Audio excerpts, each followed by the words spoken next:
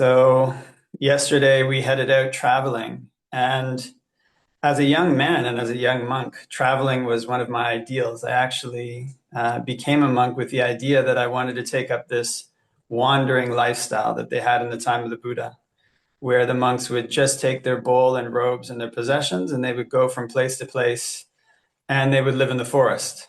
And it was a life of adventure and also a life of danger. So actually, just recently here in Sri Lanka, like a month ago, there was a monk who got killed by a leopard. He's living in this cave. He's a foreign monk. And so this life of wandering is one which has its interesting aspects and also its hazards. And so the lifestyles that the Buddha engaged in and that he defined for monks are the ones which are usually the optimum. They're the ones that have the best balance of all the qualities that you need to practice.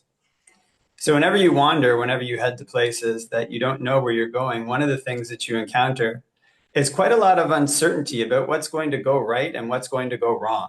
It's a normal thing. And in order to survive living this lifestyle, you have to become really accustomed to being adaptable. It's one of the key things. Because if you have too many expectations about what it's going to be like at the place that you go to, how you're going to be treated, and how you're going to be able to practice, then it gets very difficult to sustain. And so how do we do that? How do we adapt ourselves to the situations at hand?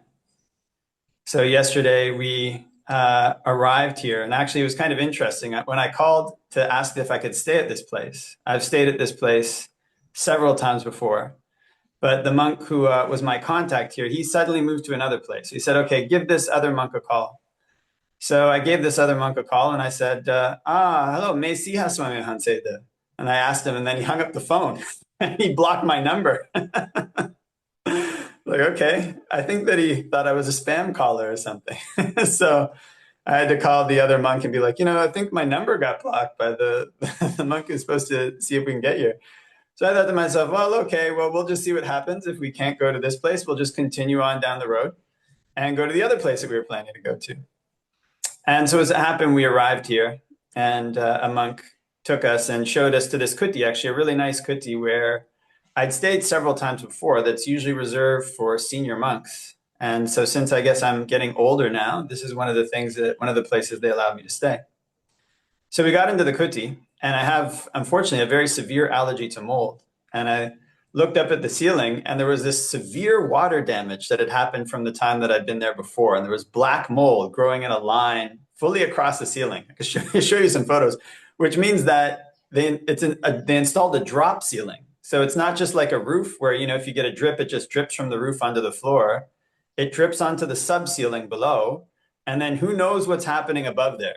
If it's already black mold on the underside, you can only guess what it's like above. Oh, the power just came back on. Okay, pretty crazy. Shut that guy off. All right, there we go. So another surprise, the power just came back on. So in any event, I took a look at ChatGPT and I said, what's going to happen if I stay in this building, given that I have these sensitivities to mold?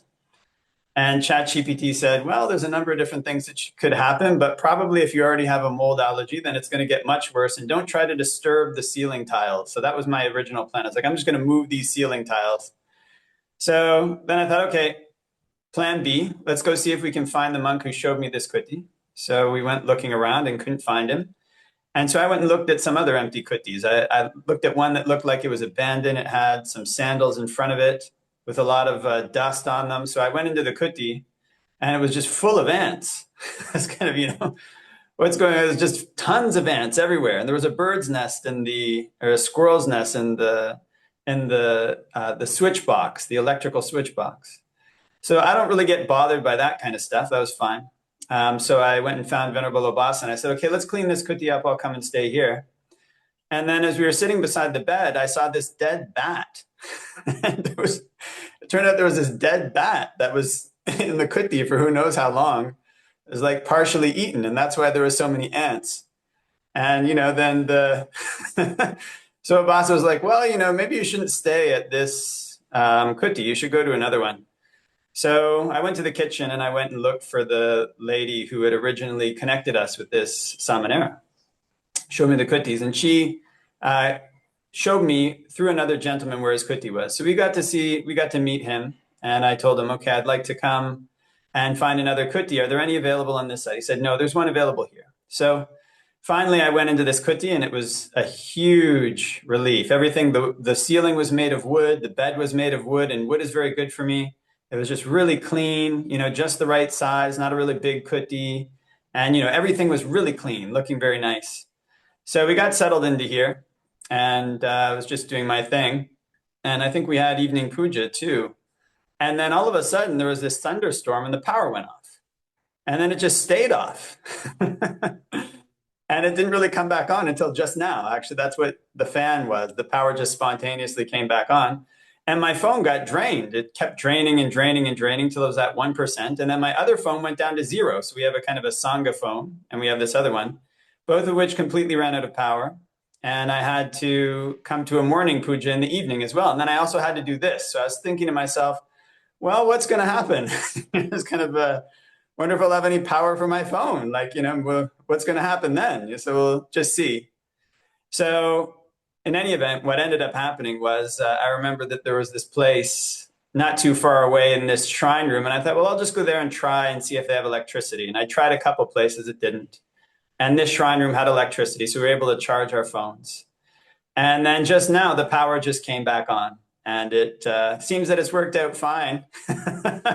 We'll see what happens. Also, when we went to lunch, we got put in like the most junior monks' places, apparently because they have a retreat on. But when we first saw that, I was like, I didn't even know if we should eat in this thing. If we're going to be put in the junior monks' places, we'll just go to the kuti. And so in our meditation practice, one of the really important things, and in our practice in general, one of the important things that we have to recognize is that it has uncertainty running throughout it. Uncertainty is a thread that is completely intertwined with a person's practice in basically every way, shape, or form. And there's almost no way around it, because the causes and conditions that we have to encounter, wherever we may be, are things which we can't fully control, things which we can't fully plan for.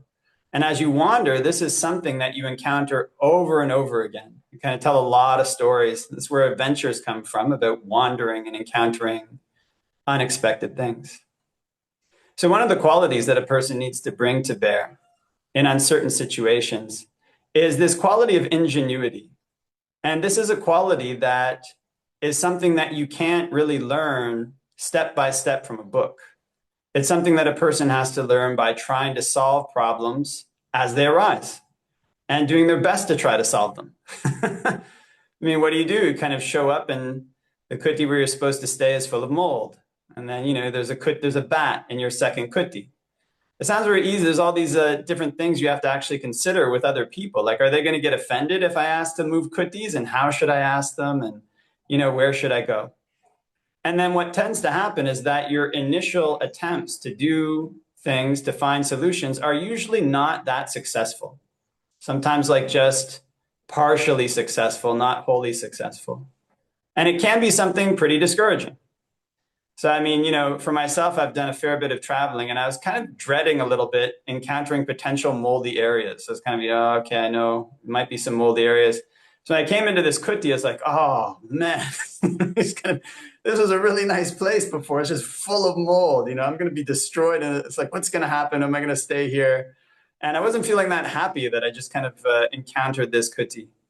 And so another really important aspect of mind that the teachers recommend is this ability to learn to brighten the mind. So when we read the suttas and hear about the talks that the Buddha gave, there's 3 or 4 parts to each talk. One is to rouse, encourage, and then the last one is the only one is to instruct. It's like rouse, encourage, I can't remember the third one, and then instruct. So 3 parts is inspiration, 1 part is information. And so this is a quality that the Buddha gives to us through his Dhamma talks, but it's also something that meditators need to be able to develop. And people need to be able to develop in their life in general. How to rouse and encourage and inspire themselves when things that they expect to work out don't work out the way that they think, which happens all the time, not just once or twice. There's a couple different ways that one can go about doing this. One of them is that if one has been practicing in such a way that one can develop equanimity, is kind of learning to separate the mind from the objects that it's observing, then this is another chance to do that.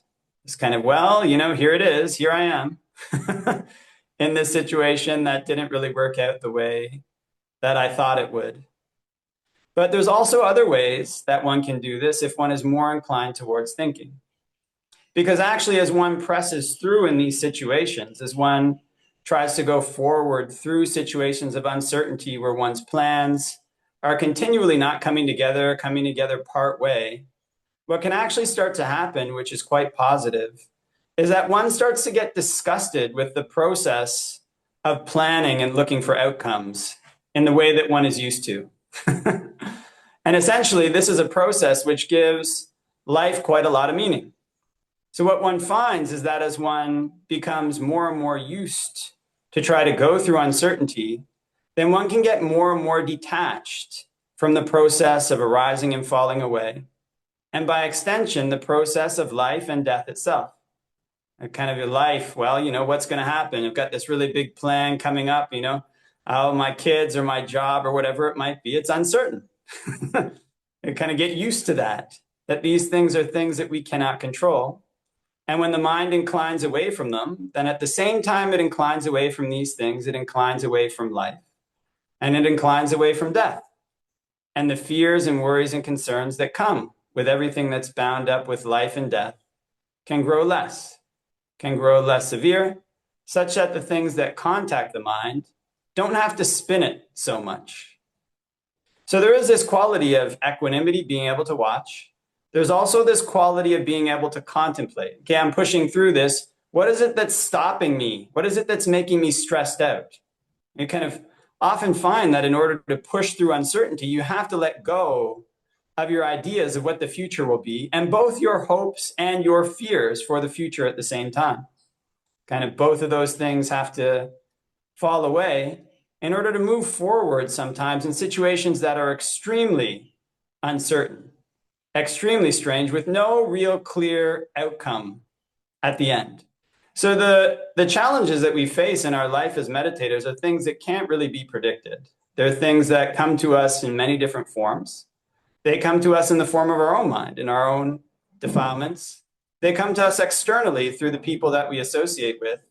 And there's qualities across the board that we need to bring to bear to solve all of these problems. And we have to be willing to let go if it's something that we can't change. And we have to be ingenious and kind of try to use our creativity in a step-by-step manner, depending on what it is that we're facing. And we have to be perseverant, have this attitude of not giving up. Even if we fall down once or things don't work out or they seem like they're going on a downward trend, that's just often a normal part of life. It's often a normal part of practice that things can't always seem like they're on an upslope. But what lies behind all of this quite often is perception.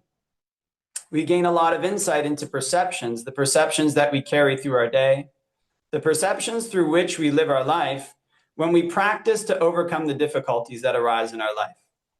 Because it's often these very perceptions that hold us back, that tell us things like, oh my gosh, I can't do it. It's just too hard. You kind of come into the kuti and it's full of mold. Is I just like to turn back and go back where I came from, Or you're in a very difficult situation with another person in your life and it's like, well, how do I solve this? It just seems like there's no end in sight. There's nothing that we can do to solve it. Or we're in a very difficult situation with our own practice where it doesn't seem like it's going forward. Well, what is it that we haven't looked at before? What approaches haven't we tried before? And what haven't we tried to give up before? So one of the really amazing things about the Buddha's teachings is that his teachings are such that there's a solution to every type of suffering.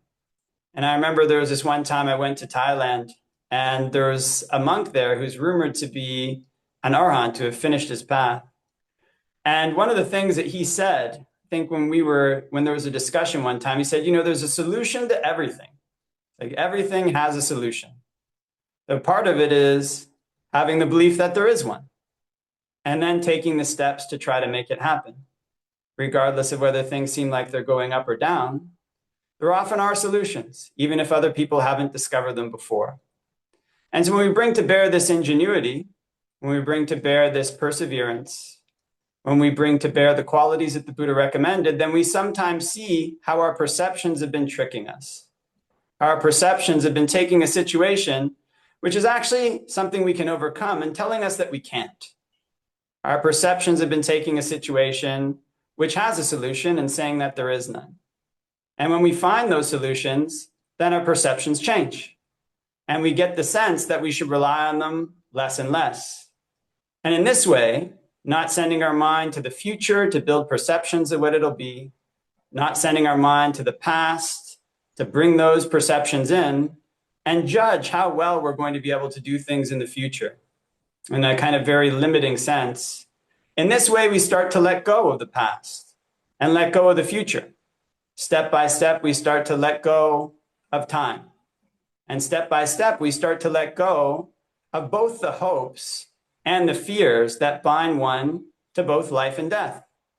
We take things step by step for the sake of the Dhamma. And in this way, step by step, our suffering falls away. Thank you, Bhante. I have a question. It's kind of been floating around, but you kind of addressed it as well tonight on the topic of ingenuity, and also equanimity. And I've realized more like over the last week that my mind is such that it really loves solving problems. And I always feel like I have to do something about something. So if something's wrong or I'm unsettled in a way, my mind just goes crazy trying to solve a problem. And the other day, my partner was like, "You don't need to do anything." But I'm like, "No, I have to do something about this." And so there's a lot of like crazy problem solving. I know it's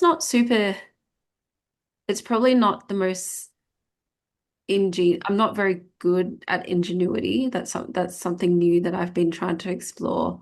It kind of just the problem solving is more that it descends into a spiral that doesn't think outside the box. It's kind of more contained within maybe habitual thinking patterns.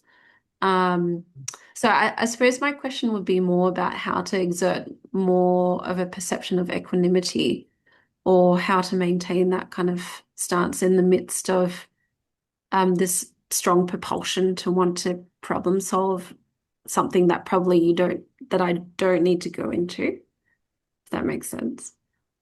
Yeah, well, one of the things that one can try to do is rather than trying to problem solve in such a way that one has an idea of what the solution will be like 5 or 6 steps down the line. Instead, what one does is one comes up with a tentative next step and then takes that next step and then evaluates the next step while letting go of the potentials for the steps afterwards. So in other words, what you're doing is you're how to say, like crossing the river by feeling the stones. That was Deng Xiaoping's metaphor. And so you don't really know what the stones ahead of you will be, but instead you focus on problem solving just for the first stone. And so in this case, it's a combination. Your equanimity essentially has to be developed towards the future, because you don't really know what's going to come in the future. But your investigative abilities have to be focused on the present. Like, how do I stop from slipping off of this stone right now? Do you know what I mean? So in that way, you can combine them both. And that can actually paradoxically bring more equanimity, because a lot of the anxiety that comes with attempting to solve problems comes when we try to solve the whole thing. And then conditions on the ground change and we have to come up with a whole nother down the line solution. And then that keeps happening. It's just very stressful. So you focus your desires and your investigations on just the next step. That level of stress doesn't have to be added to the equation. So that's a potential approach. Thank you.